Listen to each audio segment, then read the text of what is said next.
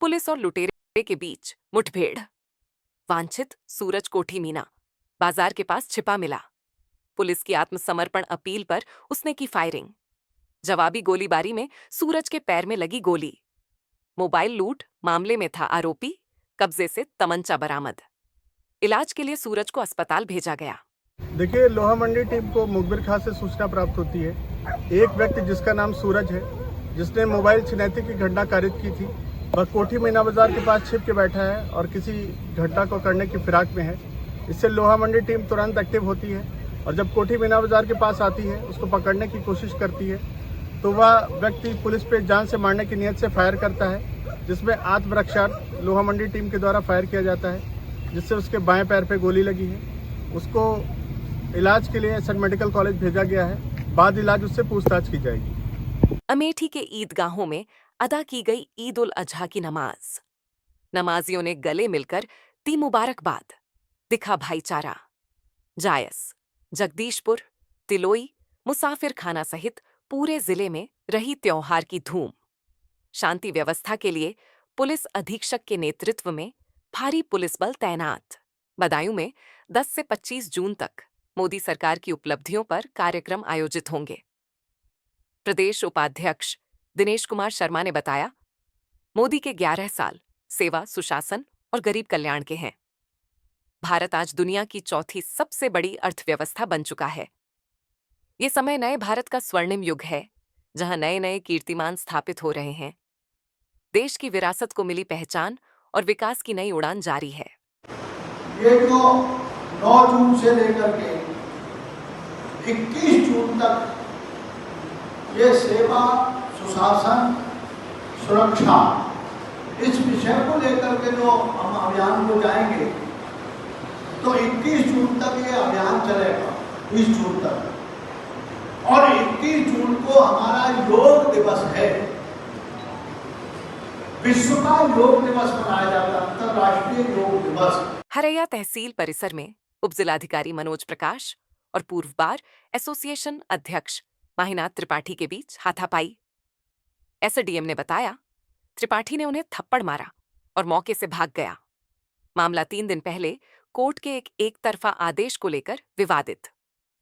घटना के बाद तहसील परिसर को छावनी में तब्दील कर सुरक्षा बढ़ाई गई। सीओ हरैया समेत पुलिस बल ने मौके पर पहुंचकर स्थिति संभाली। बिजनौर में पुलिस की सुस्ती से नाराज पीड़ित ने अपने ऊपर तेल छिड़का।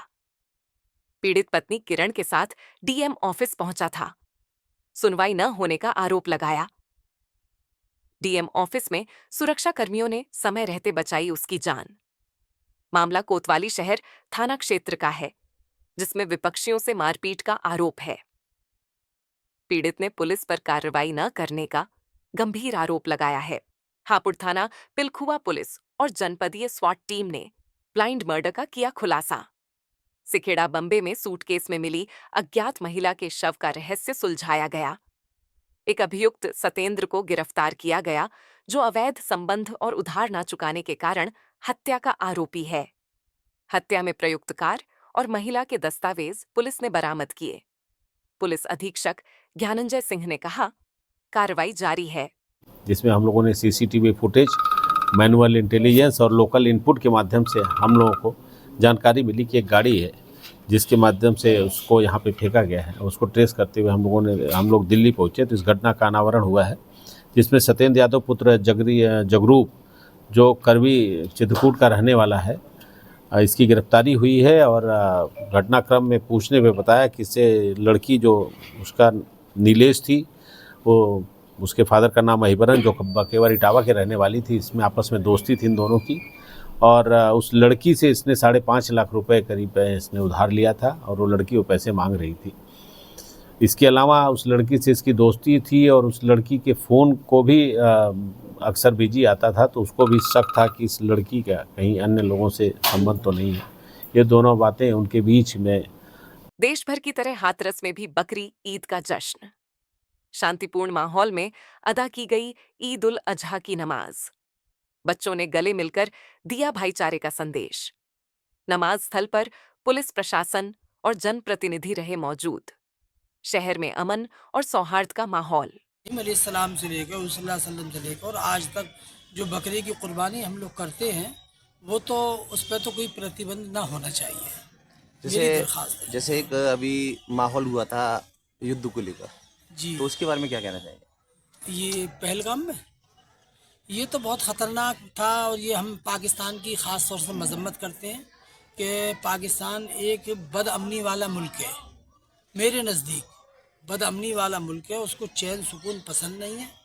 और हमारे मुल्क के अंदर मैं कहता हूँ जो हमारा पूरा मुल्क है, और मैं यकीन के साथ कह रहा हूँ कि हमारे हिंदुस्तान का चाहे मुसलमान हो चाहे वो हिंदू भाई हो हमारे, वो तो बेचारे बहुत इत्तेफाक इत्तेहाद नरम दिल और बहुत बहुत अच्छे दिल की सोच के रखने वाले लोग हैं। लेकिन ये कट्टरता जो है ये बहुत ख़तरनाक है, इसका मैं सख्त मजम्मत करता हूँ। जालौन के कोंच में धनुताल से अवैध मिट्टी खनन का मामला। शिकायत के बाद रात में खनन रोका गया, पर दिन में दोबारा शुरू। मीडिया कर्मियों ने दी थी एसडीएम को सूचना, ठेकेदार भागा। शुक्रवार को फिर चालू किया गया खनन। ईओ ने भेजी जांच टीम। 50 ट्रॉली नई मिट्टी बरामद। अब भी ठोस कार्रवाई का इंतजार। कानपुर कमिश्नरेट पुलिस बकरीद पर्व को लेकर पूरी तरह अलर्ट। डीसीपी एसके सिंह ने मौलानाओं और काजी के साथ की बैठक। धार्मिक कार्य, नमाज और कुर्बानी शांतिपूर्ण और नियमों के अनुसार होंगे। कुर्बानी के लिए शासन के दिशा निर्देशों का सख्ती से पालन होगा। बिना अनुमति या प्रतिबंधित स्थान पर कुर्बानी पर सख्त कार्रवाई होगी। लखनऊ कमिश्नरेट पुलिस ने बकरीद पर्व को सुरक्षित बनाने का लिया संकल्प।